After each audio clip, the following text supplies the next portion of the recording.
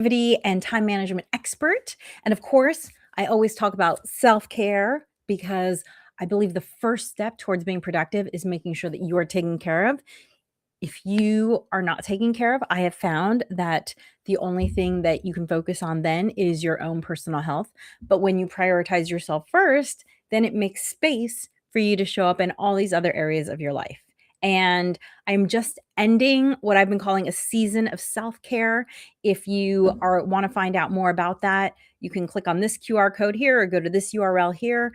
For the last 4 months almost, I have been doing podcasts exclusively on self-care because the world is a lot right now, and there are a lot of things that we need to be proactive about changing. If you don't take care of yourself, you definitely don't have energy to create the world that you want. And my greatest tip for if there's something on your mind that you want to talk about is to go to 5calls.org. That's the number 5, CALLS.org. They will give you scripts, they will give you phone numbers. 5calls.org. There it is. All you have to do is enter your zip code, click on the issue that is upsetting you. I know I have one right now that has to do with a slush fund that I'm going to be calling about. Go here, call the numbers, they give you the scripts. It's so easy. It takes you 2 minutes. Channel your frustration and your anger to do something productive because people need to know that we are upset. Okay? So, I have been talking at length about self-care because of all these upsetting things happening. It's so important to take care of yourself. You can't let yourself get into the mental hamster wheel of what is going on with the world because that's not going to get us anywhere good. We have to be proactive and lift ourselves up. No one's coming to get us. We have to do this for ourselves. Okay? So, I have been talking about self-care a lot, and today I'm going to talk about maybe the one thing that you are most going to need in order to make those changes, because I talked about a lot of different things and I'm not going to tell you which of those things to implement. I'm just giving you ideas so that you can decide what you want to implement. However, sometimes getting started is the hardest part of all. And so on today's podcast, this does go up as the Harness the Power of Planning podcast, wherever you listen to your podcast. This will be episode, I believe, 157. So you can re-listen to it then. So this will go up as a podcast, but maybe this is where you'll get the one nugget. And then you'll think, okay, now I can start either that skincare practice or that supplement practice or that hydration practice, whatever it is that you picked out for my season of self-care that you were like, I really want to do this thing. Great. I support you in whatever it is that you want to do. But today might be the time when you learn that one thing that you want to learn in order to get really proactive about your self-care practice. Okay. And by the way, if you don't know where to start, I get it. There's a lot. I do have a suggestion. If you don't know where to start with self-care, start with making your bed. There is so much brain science research around it. It literally takes, I've timed it. It takes like 20 seconds to make a bed, assuming you don't have 20 different pillows, okay? Or stuffed animals or whatever. It takes me 20 seconds. So if you don't know where to start, then start there. Start there. Okay, so at the top of my podcast, I always pull something from this little deck of random positiveness, and I pull from the back. It's always a surprise. I don't know what it's going to be. Let's see. Tension is who you think you should be. Relaxation is who you are. Chinese proverb. Tension is who you think you should be. Relaxation is who you are. Yeah, I'm not sure how I feel about this one. By the way, be sure to like and subscribe wherever you're listening, or hearts or comments or whatever. It helps me to know what content you are reacting to, benefiting from, and it costs you nothing. And if you're listening live, by the way, you can send me messages in the chat. If you have a question, I will answer anything that I think is beneficial to the rest of the audience. So, okay. You know what I do in times like this when I'm not motivated by whatever this card says? I flip it over. There's always a second saying. So let's see. What you are expecting determines whether you will or will not be able to see. The possibilities are all around you. Daniel Arcasto. This is great. Sorry, Daniel Castro. What you are expecting determines whether you will or will not be able to see the possibilities all around you. I definitely believe in this. They I remember hearing about a study where they raised cats in an environment with, I don't remember if it was horizontal lines or vertical lines, but basically they painted one set of lines in this room, and these kittens were raised in this room where they were only exposed to lines that went, let's just say, horizontally. And once the kittens were grown or past a certain point, they released them into a room with stripes that were painted the opposite way, and they found that the cats couldn't see those stripes because their brains hadn't evolved or hadn't acclimated to that different orientation. It's interesting. I don't know if you've ever noticed, but some cultures architecture is very rectilinear, right? Boxes, everything's square and right angles. That is not how all architecture is. That is a very particular type of architecture. And if you think about it, what kind of culture develops a very rectilinear architecture? You could say, oh, it's one that's obsessed with math. Maybe there's lots of curves in math, so maybe not. You could say it's one that's obsessed with profit because it's easier to produce materials that are all uniform so that then building goes faster and is less expensive. I think that might be more the case. Curvilinear architecture requires more craftsmanship. It requires more individual attention. And so there are some cultures where all of the architecture is very curvilinear and has to be made by hand. So what does that say about the culture? So I absolutely agree with Daniel Castro. What you are expecting determines whether you will or will not be able to see the possibilities all around you. If you don't believe that you can heal yourself, learn a new language, accomplish that goal, whether it's buying a home, getting a degree, starting a business, then you'll never see the opportunities. So the first thing you have to do is change your mindset. Absolutely. And I don't talk a lot about mindset. There's so many people who talk a lot about mindset. I would highly encourage you to seek those people out. I like James Doty. He wrote a book called Mind Magic. There's so many people. Martha Beck, lots of mindset books. There's so many people who've done lots of great work on mindset. Please seek them out. I also like the book Decoding Greatness by Ron Friedman. So check those books out. That is not what my focus is. My focus is once you've decided to make a change, that's where I come in with these 4 short read books that I have. They're all workbooks. They take under an hour to do, and they're all designed to give you a real tool that will help you in daily life. So, but I do believe with Daniel Castro that it starts with mindset.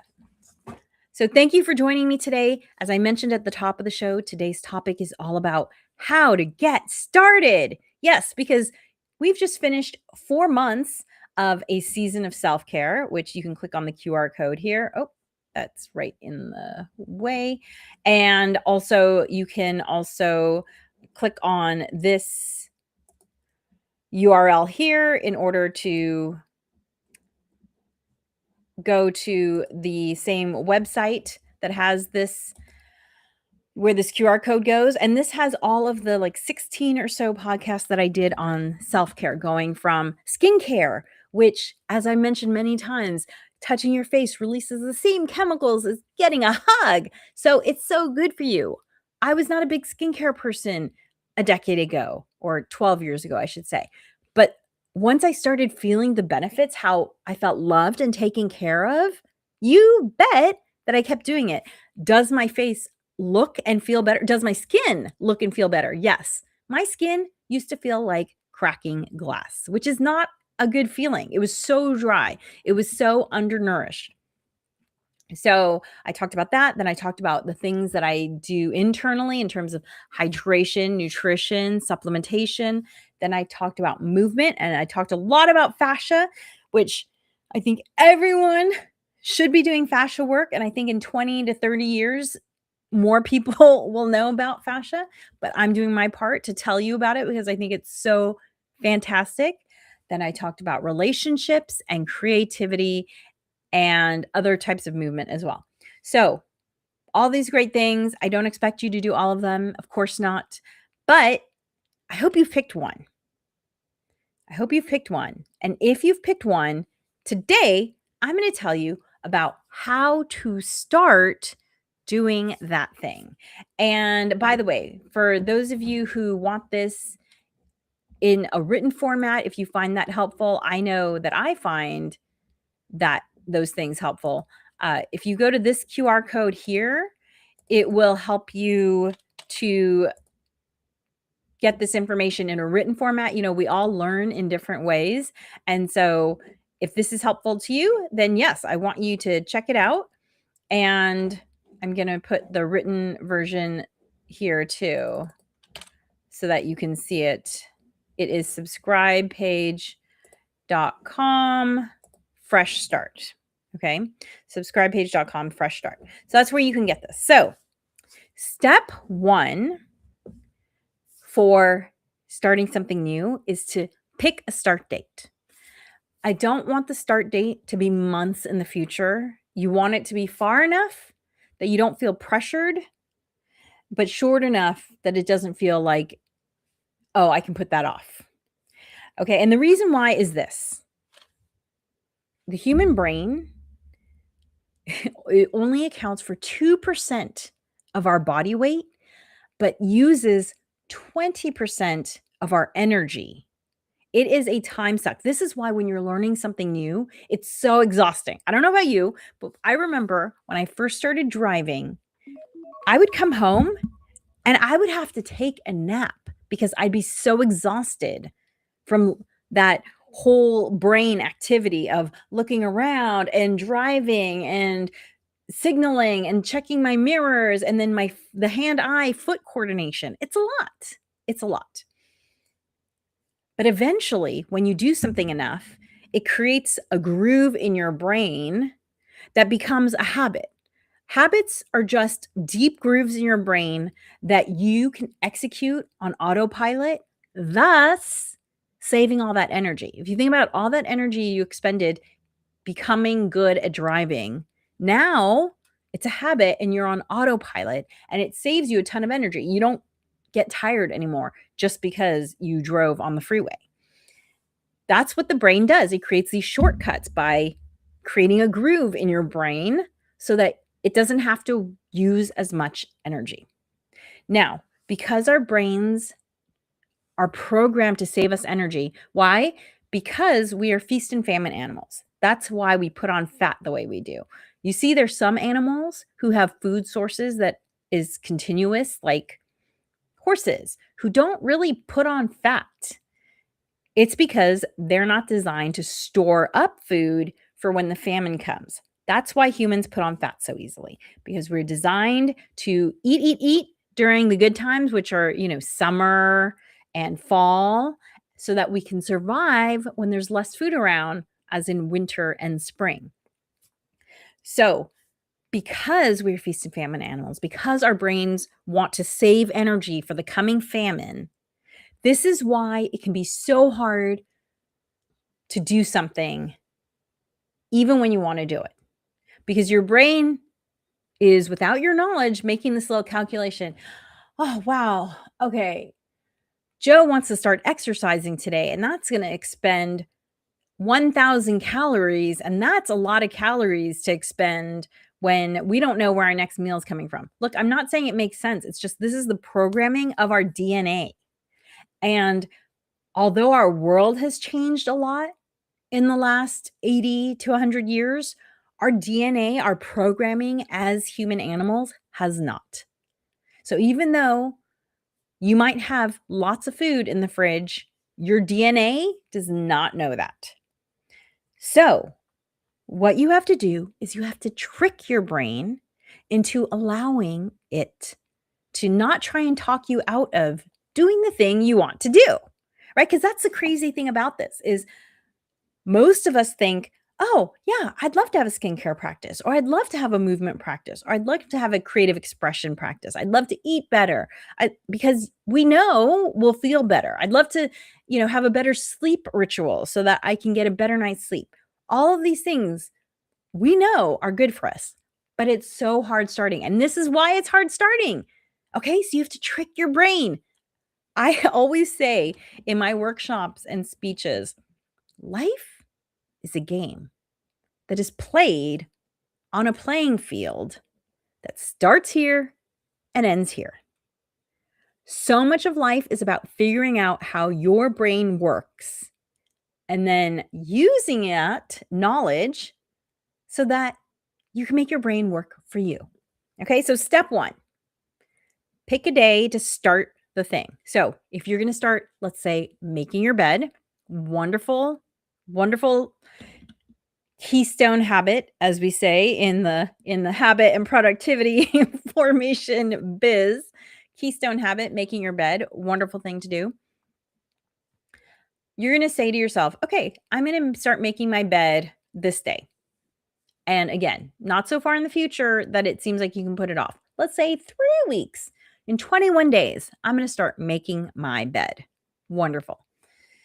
Then I want you to think to yourself, okay, for me, success will be making my bed X number of days per week. Now, I like to say that I like to choose 4 times a week when I'm doing something new. If there's something that I'd like to be doing almost daily, I like to set as a goal 4 days a week. The reason why is that 4 means I'm doing something more often than not. And that's where I have found the most progress and success is when you're doing something more often than not. It just gives you that little bit of an edge. So if you're eating healthy more often than not, if you're sleeping well more often than not, it gets you to that hump where you start to feel better. And then it makes you want to do it even more. Like for me, I can tell you, I literally have made my bed every single day for like 40 years. I for me, making my bed has never been a hard thing because I love how a made bed looks. Like it just makes me feel so zen and calm. And this is something that I noticed as a child, as a preteen. And I think it was because I had the benefit of having some pretty bedding. And the pretty bedding motivated me to make my bed. And when I first started working as an adult, my first paycheck I spent on pretty bedding. So I've never had trouble making my bed. So it is possible to get to the point where you are doing something every single day. This smoothie here, I drink at least 5 days a week, sometimes more. So this is one of my more often than not. I don't have to do it all the time, but I try to do it almost all the time. So I pick 4 days a week. Now, here's the thing. If 4 days a week makes you feel uncomfortable, then say 1 day a week. Fine, 1 day a week. Your first week, you're going to do 1 day a week. And then maybe you set yourself the goal. Okay. And then the next week, I'm going to do 2 days a week with the goal of doing it more often than not in the near future. Okay. There's actually a lot of brain science around this idea of picking the smallest number that you'll actually do. And again, it goes back to tricking our brains because if you pick a number that makes your brain say, "Whoa, Nelly, no way in heck am I letting you expend that much energy, that many calories on this new thing you want to do, you crazy human," then you're not going to do it. So Sometimes you might even, like, let's say you have a movement goal and you're saying, okay, I want to exercise I want to do a 20-minute walk 4 days a week. If your brain just revolts, then you might have to say, okay, I'm going to do a 10-minute walk 3 days a week, or even a 5-minute walk once a week. That's fine. Just find whatever the number is that makes you say to yourself, oh my gosh, this is so ridiculously easy. Of course, I'm going to do it. That's when you start doing the thing. When you can say, this is so ridiculously easy, I'm going to do this. Then your brain's not fighting you. Okay. This is why if you say, a lot of Americans at least have a goal of writing a book. And the number that I often hear thrown out there is write 1,000 words a day, which is a wonderful goal, but scary maybe for people's whose brains are not used to that idea. Your brain's like, ha ha ha, hell no, you're not doing 1,000 words a day. So I have a friend, she's actually going to be joining me on the podcast next week, who's long had a goal of writing. And I said to her, what about one sentence a day? Could you write one sentence a day? So sometimes you might have to get that small with the goal. Okay. So set the goal. And again, try and set it at a number where you're like, oh yeah, that's totally doable. I can totally do that. Okay. The third step is that you're going to create some sort of tracking methodology. So that could be as simple as grabbing a Post-it note, writing 1 through 30 on it, and then giving yourself a check mark for each day that you do it in the next 30 days. You can do this with a calendar. You can do this with something called a habit tracker. If you have one, my planner actually has a built-in habit tracker in it where I mark the things that I say I want to do when I do them. I think a Post-it note is a great thing to do in the beginning. And if you could just write down the days of the month, if you're starting on the first of the month, just write June 1 through 30. By the way, picking a date to start that feels like a fresh start is always a good idea, because brain science has shown that we get excited about these dates that feel symbolic. That's why people get excited around January 1st. New year, new me. It's just something that we get excited about. So picking the beginning of the month, June 1st, picking even the beginning of a week, Monday or Sunday, whatever you consider to be the beginning of the week, picking your birthday or an anniversary. These are all great psychological ideas to help boost you. Okay. So let's say you're going to, on June 1st, you are going to start making your bed. You have a goal of doing it 4 times a week, because that seems doable, because you heard me say it only takes 20 seconds and, I can do anything for 20 seconds, 4 days a week. Wonderful. And you've got this Post-it note with the dates June 1st through the 30th written down. Okay. Here's the secret sauce. This is the thing. This is the step that is going to move you forward in this new habit that you're trying to establish.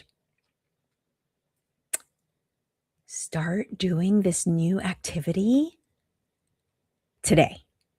That's right. Do it today.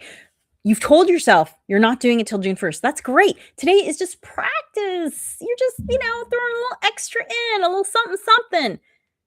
Write the one sentence of your novel. Make that one phone call. Do a minute of stretching.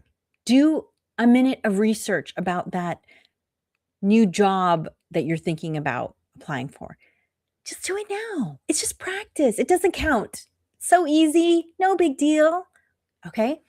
And then I want you to celebrate the fact that you did the thing. Give yourself a high five. This has been shown to actually be motivational. Give yourself a high five. Pat yourself on the back. Do a little victory dance. Give yourself a star, a check marker, a sticker on that Post-it note on the back, turn it over, write today's date. You did the thing. Oh my gosh, I already did it. That is the ultimate little bait and switch that you're pulling on your brain. You're saying, oh my gosh, I can do this thing. It is so easy. But you didn't actually have to start. You still don't have to start until June 1st. But just try and do the thing as many days as you can between now and that fresh start date that you've chosen. You're just kind of giving your brain a little like warm up, a little preview of coming attractions. Because you know what? Here's the thing. You can determine if you're going to achieve that goal you've set for yourself by what you do today. If you continue doing nothing today, when all you're trying to do is like 20 seconds of making a bed or 1 minute of stretching or taking that 1 second and taking that supplement that's been in your drawer for months, but you keep forgetting to take, then probably tomorrow's activity is going to be the same. Your best measure of what you're going to do tomorrow is what you do today. So pick the teeniest, tiniest little bit of action that's going to move you forward. Again, I don't care if it's 1 second, 1 minute. Do it today and then celebrate that win. Okay? And celebrate that win every time you do it. High five yourself. Look in the mirror. High five yourself. Pat yourself on the back. Give yourself a little dopamine hit. That's all what this is doing.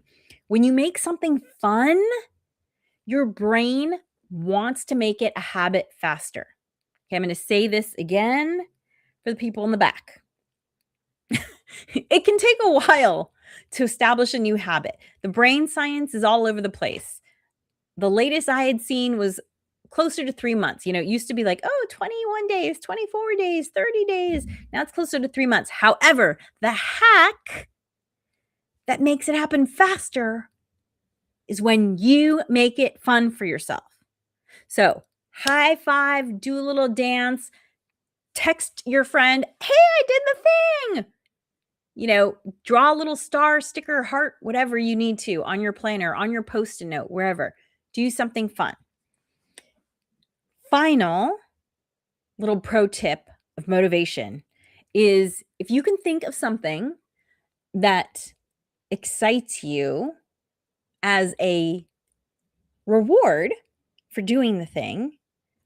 So if you say to yourself, I'm going to make my bed 4 days a week for the month of June, and then you do it, and then give yourself the reward. So maybe the reward, if you like pillows, could be, I get to purchase a new pillow somewhere. Or if you are like me and you're a big fan of the Buy Nothing, you get to make an ask on your Buy Nothing group for a new decorative pillow.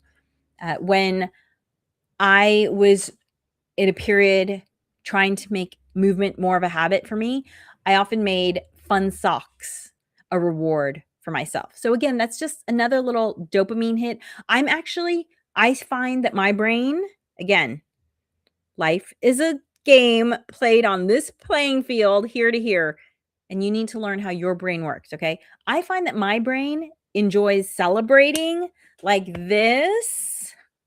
I hope you're watching the video because otherwise you're not going to get to see my sick dance moves. Like this motivates me way more than a physical object. But again, we're all different, so do what works for you. Okay, that's it for today.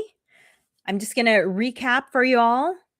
Number 1, pick a date in the future. Well, first, you got to pick the thing that you want to do. And then you're going to pick a date in the future, not too far that you can put it off forever, not too close that it makes you anxious. Okay. You're going to pick a goal for how often you're going to do this thing. I like 4 days a week, but if that makes you anxious, dial it down until you get to the point where that feels easy to do. You're going to have a way to track it. Post-it note, habit tracker, calendar, whatever. Okay. And then the secret sauce is you're going to start doing the thing today, the teeniest bit. I don't care if it's 1 second. That's all you got to do. And then you're going to celebrate it because the brain science shows that by releasing a little bit of dopamine, your brain wants you to do the thing more, and that helps establish it as a habit. And by doing it before your fresh start date, it just takes the pressure off your brain. Again, just makes it that much easier. There's that much less friction from your brain saying, I don't know, I don't want to do that thing. You're just going to sneak it in, okay? And if you are motivated by rewards, then set up a reward for yourself. It's as easy as that. It's as hard as that. But trust me, when you start doing the things that you want to do, not only will you accomplish your goals, but you will feel better because you will be doing what you said you wanted to do. And there's just something really satisfying about that. I believe that's what integrity means, is when you do what you say you want to do. Thank you for joining me. As always, like, subscribe wherever you listen. This will go up as the Harness the Power of Planning podcast later on today, episode 157. Check it out. If you want to get more about a fresh start, click on this QR code or go to this URL, subscribepage.com/fresh start, all one word. And before I go, I do want to say one last thing. I am speaking at a wellness event that is free. It's happening tomorrow, Friday, and Saturday in Lakewood, California. You can click here. I know this is a really, really long URL, but this QR code here to get free tickets. The event is totally free. It's happening all day Friday and Saturday. You'll have speakers like me doing kind of short TED Talk type things. And then there's a lot of activations happening in the space. So it sounds like it's going to be a really fun event. I'm excited to be a part of it. You can get your free tickets here or go to this Eventbrite place here. It's in Lakewood, California. It's free all day tomorrow, Friday, and Saturday. And I am speaking on Saturday at 11 a.m. So hopefully you'll join me there. I'm going to be talking about self-care is healthcare. And I look forward to seeing you there. Take care. Remember, planning makes everything easier.